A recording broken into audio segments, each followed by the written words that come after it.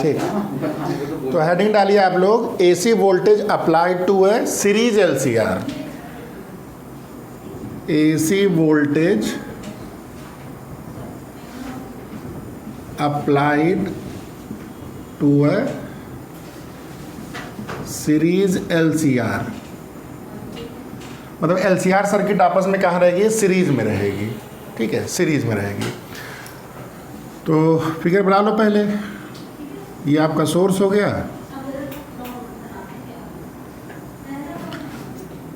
Resistance हो गया, ठीक है, इंडक्टर हो गया, कैपेसिटेंस हो गया।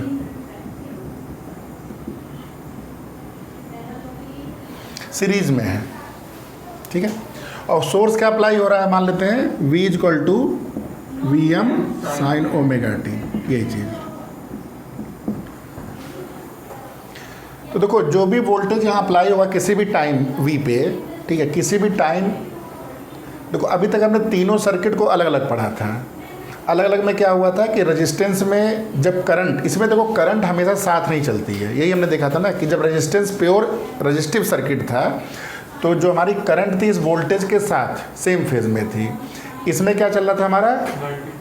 90 पीछे चल रहा था, और इसमें क्या 90 आगे चल रहा था।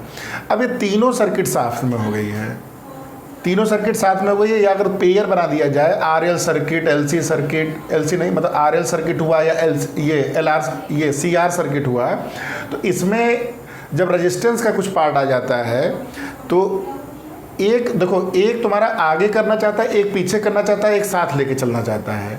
तो उससे क्या होता है ना कि एक करंट का अलग एक फेज चलता है, ना वो 90 आगे चलता है, ना वो 90 पीछे चलता है, और ना वो वोल्टेज के साथ चलता है। तो तीनों का क्यूमुलेटिव इफेक्ट के चलते जो करंट होती है वो किसी एक पर्टिकुलर फेज में चलती है। ठीक है, तो उसी फेज को हमें निकालना है। करंट का फेज कैसे चल रहा है, करंट कैसे चल रहा है, वो हमें कैलकुलेट करना है। तो देखो, किसी भी पर्टिकुलर टाइम पर अगर वोल्टेज यहाँ V अप्लाई है तो यहाँ 3 वोल्टेज हैं डिफरेंट। एक आपका VR हो गया, एक आपका VL हो गया, एक आपका VC हो गया। यानी किसी भी पर्टिकुलर टाइम पर अगर वोल्टेज को हम कंपेयर करेंगे तो VR plus VL plus VC is equal to applied voltage. VR क्या होगा हमारा? जिस मोमेंट की बात हो रही है उस समय मान लेते हैं सर्किट में करंट I फ्लो हो रही है, तो क्या हो जाएगा ये I इंटू R। VL कितना हो जाएगा? IL नहीं होगा, कितना ये EMF पैदा करता है, बैक EMF है,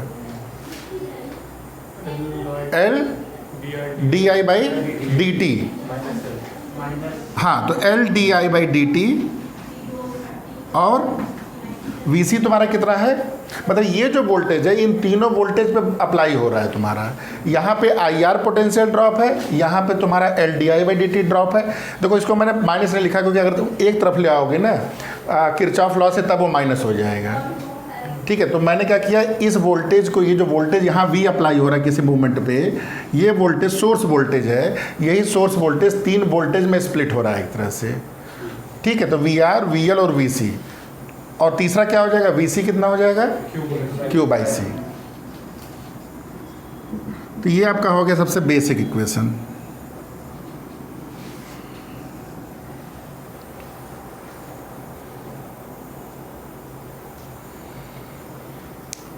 ठीक है,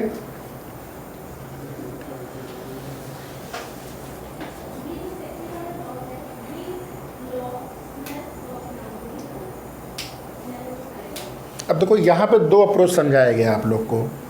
पहला क्या बोला गया फेजर डायग्राम से, और दूसरा क्या बोला गया एनालिटिकल अप्रोच।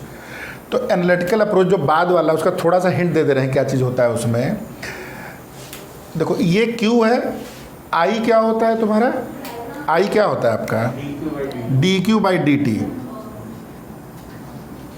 तो अगर पूछा गया आपसे DI बाई DT क्या होगा, तो D बाई DT, I की वैल्यू DQ बाई DT। अब आप लोग डिफ्रेंसिएशन और मैथ्स के सही बच्चे हो तो ये जान रहे हो क्या चीज़ है? Double differentiation of Q. तो बेसिकली ये हो गया d2q बाई dt2। तो अगर तुम इसको वैल्यू को यहाँ पुट कर दो, देखो क्या आ रहा है, ये चीज़ क्या हो जाएगी, L d2q by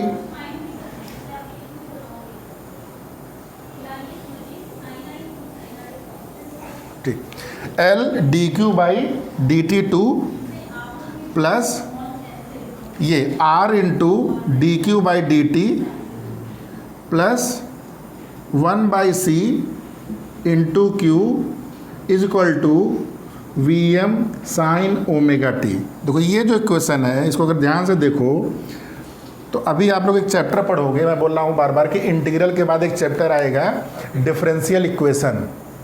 differential equation क्या होता है कि एक, जैसा तुम लोग क्वाड्रेटिक इक्वेशन जानते हो, तुम लोग ट्रिग्नोमेट्रिक इक्वेशन जानते हो, ऐसे एक आएगा differential equation. Differential equation is nothing but a equation which contains differential coefficient. तो यहाँ पे क्या है, ये डबल ऑर्डर है, ये तुम्हारा क्या है, सिंगल है। तो बेसिकली पूरा इक्वेशन सेकेंड ऑर्डर का एक डिफरेंशियल इक्वेशन है।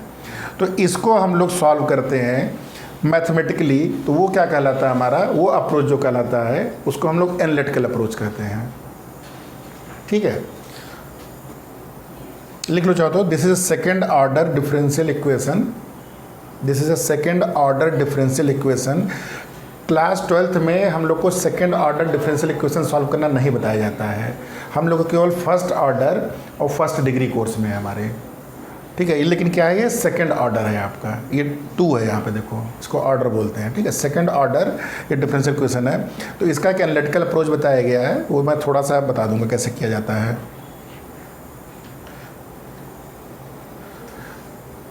तो ये इक्वेशन समझ में आ गया ठीक से, कैसे वोल्टेज अप्लाई हो रहा है। तो अब हम लोग इसका जो ये सेकंड पार्ट हो गया एनालिटिकल अप्रोच, हम लोग फर्स्ट पार्ट जो फेजर अप्रोच करेंगे। तो लिख लो फेजर डायग्राम सोल्यूशन। इसका जो फेजर डायग्राम सोल्यूशन है उस अप्रोच को हम लोग फॉलो करने जा रहे हैं। बता देना, फेजर डायग्राम सोल्यूशन एक एनालिटिकल अप्रोच सोल्यूशन है और एक फेजर डायग्राम। तो फेजर डायग्राम में क्या है कि आपको फेजर डायग्राम से करना है। ठीक है, अब ध्यान से देखो,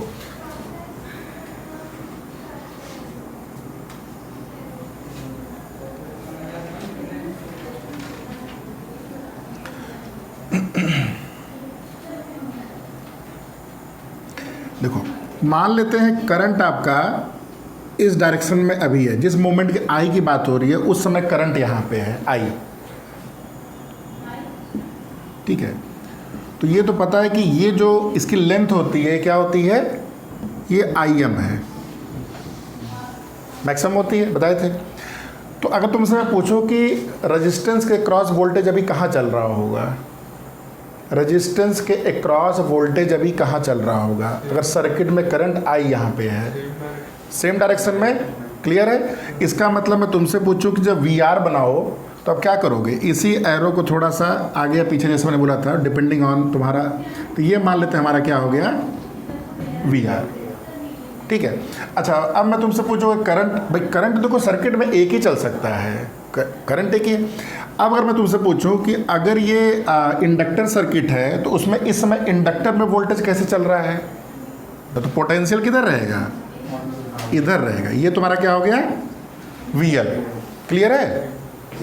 और सी सी एल में क्या होगा, कैपेसिटर में करंट लीड करती है, यानी कि ये चीज़ क्या हो जाएगी वी सी। ये सर्किट समझ में आ गया, ये 90 बना लो।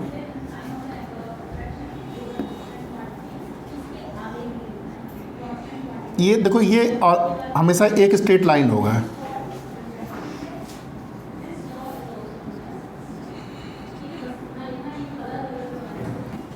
तो इसकी जो लेंथ है, इसकी जो लेंथ है, अगर मैं पूछा वी आर की वैल्यू क्या है, वी आर एम की वैल्यू क्या है, वी आर एम मतलब इसकी मैक्सिमम वैल्यू क्या होती है, ये क्या होगी I M into R, equation 1। और यहाँ बताओ जरा वी सी एम की वैल्यू क्या होगी, I M into X C. और वी एल एम की वैल्यू क्या होगी, आई एम इंटू लिख लो ये 90 हो गया, ये 90 हो गया। हाँ, कैलकुलेशन नहीं यूज़ करेंगे, फेज़र में कैलकुलेशन नहीं आएगा, अच्छी बात यही है। फेज़र में केवल हम लोग डायग्रामेटिकली इसको सॉल्व कर देंगे, ठीक है। अच्छा, अगर देखो फेज़र जो होता है ना, ये मतलब इन तीनों वोल्टेज का, देखो VR, VL और VC, अगर इन तीनों का सम किया जाए, VR, VL और VC का सम किया जाए तो वो किसके बराबर आना चाहिए? V के। यानी कि अगर वेक्टोरली इसको ऐड किया जाए, वेक्टोरली बोल रहा हूँ, ठीक है, मैग्नीट्यूड वाइज नहीं, अगर वेक्टोरली ऐड किया जाए तो जो VR वेक्टर है, जो VL वेक्टर है और जो VC वेक्टर है, ये किसके बराबर होगा? V वेक्टर के। यहाँ तक क्लियर है?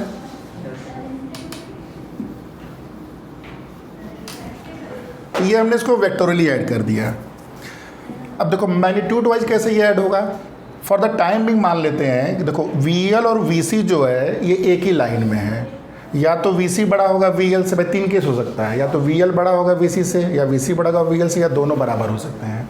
तो मान लेते हैं अभी थोड़ा डायग्राम समझने के लिए VC मान लेते हैं VL से बड़ा है, तो इसका नेट किधर आएगा तुम्हारा? इसका मैग्नीट्यूड वाइज देखा जाए तो ये वैल्यू यहाँ से यहाँ तक मान लेते हैं, इसमें से इतना माइनस करोगे तो मान लेते हैं हम लोग यहाँ तक पहुँचते हैं, ठीक है। तो ये इसको कंपोनेंट वाइज देखा जाएगा तो ये हो जाएगा VCM माइनस VLM, ये मैग्नीट्यूड वाइज इसकी वैल्यू हो जाएगी। और इसकी वैल्यू किसके बराबर हो जाएगी? VCM की वैल्यू क्या है? IM into XC minus IM into XL। तो ये वैल्यू हो गई IM into XC minus XL। यहाँ तक समझ में आया? तुमने अभी क्या किया, VL और VC का तुमने रिजल्टेंट निकाल लिया, क्योंकि दोनों 180 डिग्री अपार्ट हैं, इसलिए सिंपली मैथमेटिकली क्या हो जाएगा, ऐसे करके माइनस हो जाएगा। यहाँ पे प्लस क्यों लिखा गया? क्योंकि वेक्टोरियली लिखा गया है, यहाँ मैग्नीट्यूड। अब देखो, अब आपके पास 2 बचे हैं। क्या बचा है? इसका मैग्नीट्यूड कितना है? VRM। इसका मैग्नीट्यूड कितना है? VRM। और इसका मैग्नीट्यूड कितना? इन दोनों का रिजल्टेंट कितना बचा है? ये चीज़ बची है, मतलब ये value IM into XC minus XL, ये वैल्यू आपकी हो गई। तो ये जो वेक्टर है, ये जो है आपका पोटेंशियल रेजिस्टेंस से क्रॉस, ये क्यूमुलेटिव है। तो इन दोनों का जो रिजल्टेंट है,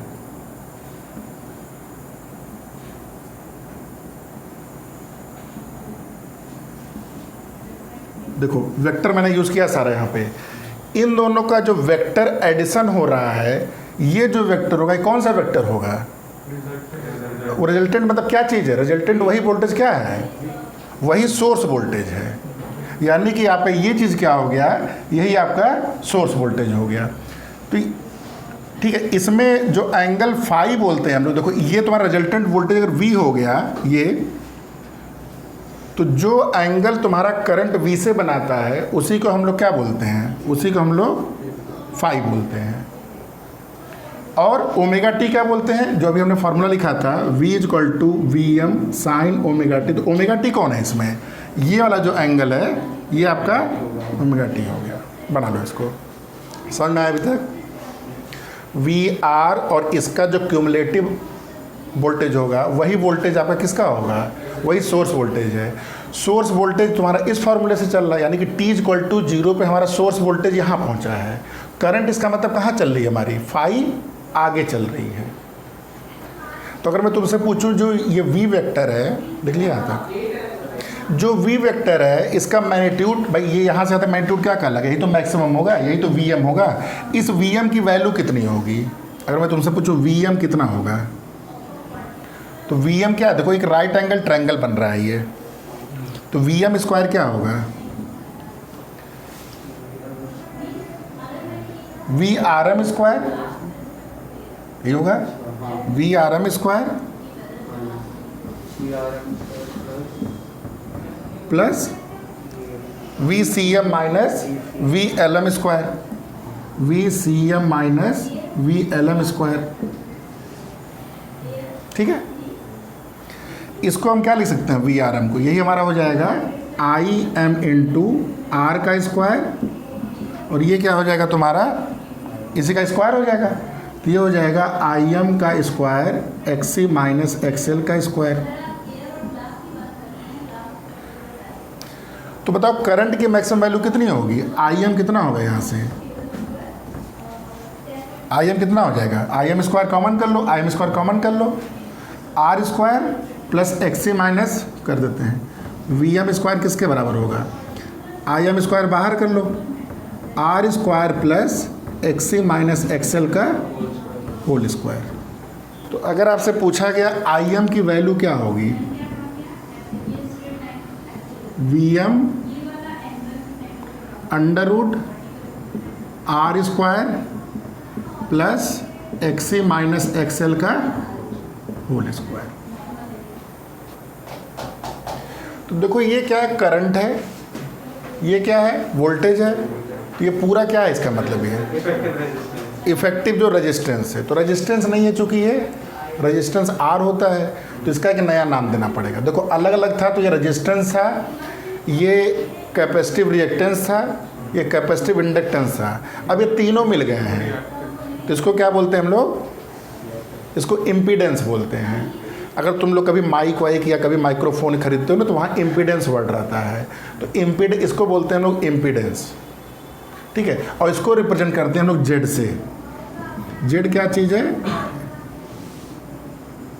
इम्पीडेंस, और जिसकी वैल्यू क्या होती है R square plus X C minus XL का, क्या तुमसे पूछेगा फेज कितना है, फेज मतलब tan फाई की वैल्यू कितनी है, tan फाई कितना होगा, मतलब करंट तुम्हारा वोल्टेज से कितना आगे या पीछे या बराबर जो भी है, तो tan फाई की वैल्यू क्या हो जाएगी,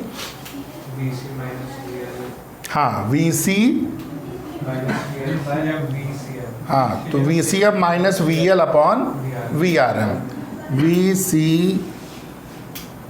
M minus V L M divide by V R M. Value put कर दो, आई इंटू,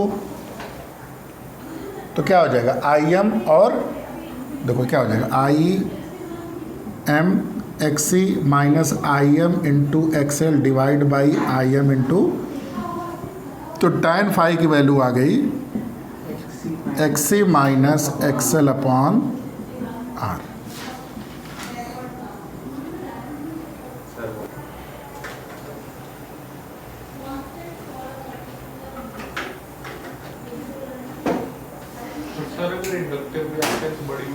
अभी हो जाएगा, रुक जो बता रहे हैं, अभी केसेस बनेंगे, 3 केस बन जाएंगे, ठीक है। बस इसमें एक चीज़ और कर लो, इस फिगर को जो इसमें पूरा एकदम वो बन गया है, इस वाले फिगर को अलग बना लो। मतलब आप एक काम करो,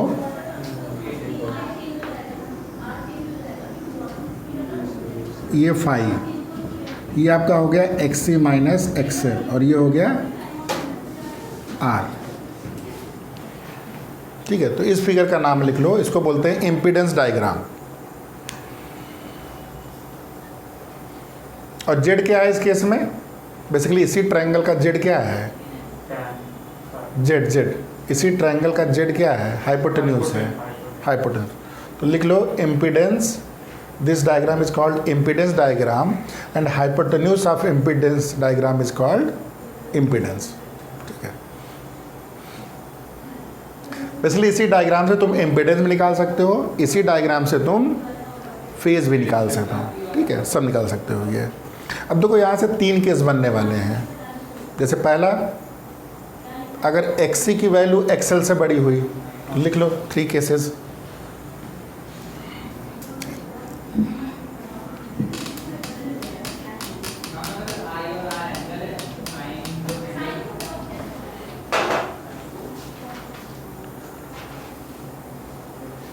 ठीक है, इफ पहला केस, if X C is greater than XL,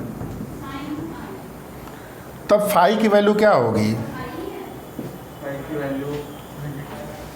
positive होगी कि नेगेटिव होगी, मतलब तब जहाँ भी वोल्टेज होगा फाई उससे आगे होगा एंटी क्लॉकवाइज डायरेक्शन में। तो बेसिकली फाई की वैल्यू क्या आएगी, देखो x C minus XL, x सी ज़्यादा है एक्सएल से, तो ये वैल्यू क्या आने वाली है, बेसिकली tan फाई की वैल्यू पॉजिटिव आने वाली है। फाई पॉजिटिव हुआ, इसका मतलब क्या है, करंट इज लीडिंग, इसका मतलब current is leading to voltage, current is leading. 3 case हुआ, इसको इम्पीडेंस डायग्राम बोलते हैं, ये बना लो, this is called impedance diagram.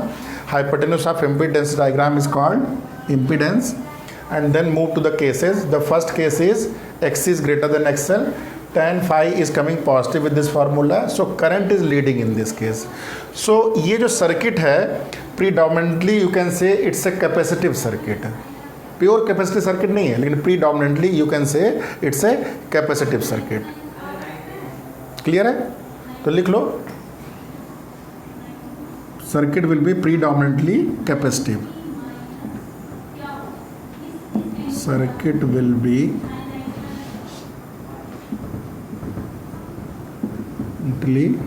Capacitive.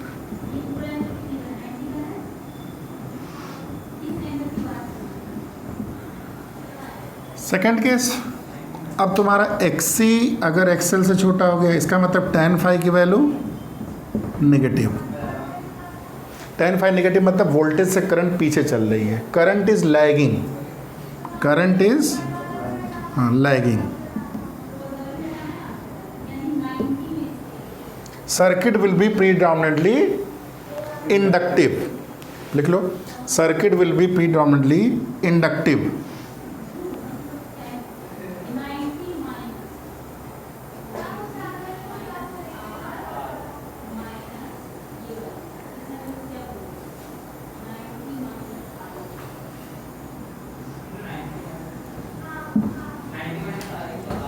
तो ये बेसिकली प्रीडोमिनेंटली इंडक्टिव सर्किट हो गई। और थर्ड केस, XC XR के इक्वल हो गया, नहीं XC XL के इक्वल हो गया, तो tan phi की वैल्यू 0। XC जब XL के बराबर हो रहा है तो मुझे बताओ तुम Z की वैल्यू क्या हो रही है, R के बराबर।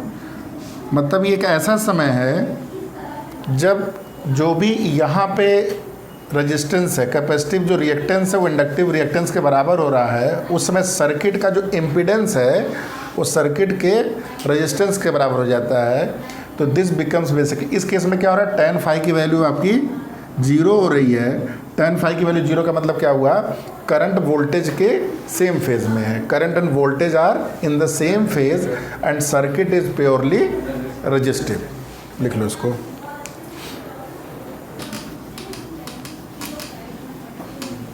तो at the end of circuit, अब फेज कैसे, फेजर डायग्राम कैसे दिख रहा है, अब आपको ऐसे दिख रहा है कि अगर सोर्स वोल्टेज आपका V चल रहा है तो करंट तुम्हारा इसके आगे चलेगी, आगे पीछे कहीं भी चल सकती है, डिपेंड। तो मान लेते हैं ये करंट आपकी चल रही है, ये फाई आगे चल रही है और ये वैल्यू हो गई तुम्हारी ओमेगा टी। तो ये बेसिकली उस सर्किट का फेजर फाइनल डायग्राम है after cumulative effect of inductor, capacitor and register. ये करंट हो गया, ये तुम्हारा वोल्टेज हो गया। इसका मतलब जो अगर तुम्हारा voltage V equal to VM sine omega t मैंने लिया था, तो करंट क्या हो जाएगा, करंट की वैल्यू क्या हो जाएगी, IM equal to sine omega t plus 5 plus minus कैसा है वो तो बाद में डिपेंड करेगा, ठीक है। और IM की वैल्यू क्या हो जाएगी, IM की वैल्यू VM बाई Z के बराबर हो जाएगी। तो एट द एंड बेसिकली यही फॉर्मूला सबसे इंपॉर्टेंट है eight the and question solve करने में। और Z क्या हो गया, यहाँ से Z की वैल्यू क्या हो गई, √R² plus XC minus XL का होल स्क्वायर।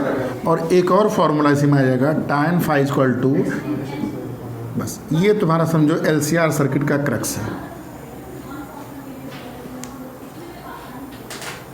अब देखो इसी फॉर्मूले से जो कई केसेस बन सकते हैं। अच्छा, इसी को ध्यान से देखो, अगर इस केस में आपको बोला कि केवल LR सर्किट है तो क्या करना है, बेसिकली प्योर LR सर्किट है तो XC आपका 0 हो गया, इम्पीडेंस आपका निकल गया R² प्लस XL², और tan phi की वैल्यू माइनस XL/R, जो भी वैल्यू आएगी ये पता चल जाएगा कि मेरा फाई कहाँ पे है, हो गया LR है। CR में क्या होगा, एक्सेल 0 होगा। हाँ एक्सेल 0 हो गया, निकल गया, समझ में आया? Yes sir. R 0 हुआ तो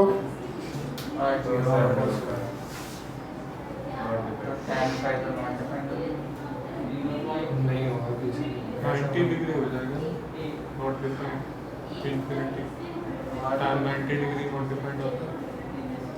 बताओ। R 0 R तो 0 हो सकता है, R तो 0 हो सकता है ना। LCR सर्किट में जब भाई 2 को बाहर कर दिए तो तुम R को भी तो बाहर कर सकते हो, तो क्या बन जाएगा वो? CL सर्किट बन जाएगा। CL सर्किट बन जाएगा। फिर क्या होगा उससे? जो इंटरप्रेट करो, मैं बस इंटरप्रेट करूँ। Z हो जाएगा XC minus XL, impedance XC minus XL हो जाएगा, tan नॉट डिफाइंड। हाँ मतलब ये 0 हो गया, XC माइनस XL। भाई XL नहीं है तो भाई अगर R नहीं है तो XC माइनस XL, तो कहने का मतलब क्या हुआ? ये क्या कंक्लूजन निकल रहा है? हाँ क्यों नहीं हो सकता? क्यों नहीं हो सकता है? सब नहीं यूज़ कर सकते इस फॉर्मूले में। नहीं कर सकते, लेकिन उसमें इंटरप्रेट करना चाह रहा हूँ। क्या इंटरप्रेट कर रहे हो आप लोग?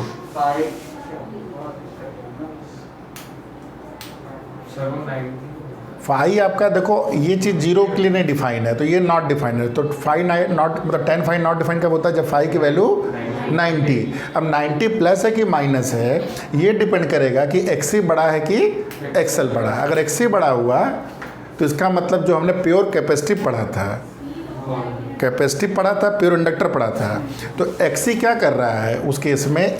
XL थोड़ा छोटा है, XC बड़ा है, तो वो सर्किट प्योरली क्या बन जाएगी? कैपेसिटिव सर्किट बन जाएगी, या प्योरली तुम्हारी वो इंडक्टिव सर्किट बन जाएगी। तो क्लियर? तो तीनों केस हो गया, इसमें अलग अलग पढ़ने की जरूरत नहीं है, इसलिए NCERT में आपके एक केस दिया है। बाकी बुक में कई जगह हर केस को बनाएगा परमुटेशन कम्बिनेशन करके, कोई ज़रूरत नहीं है। ठीक है, आगे चलें।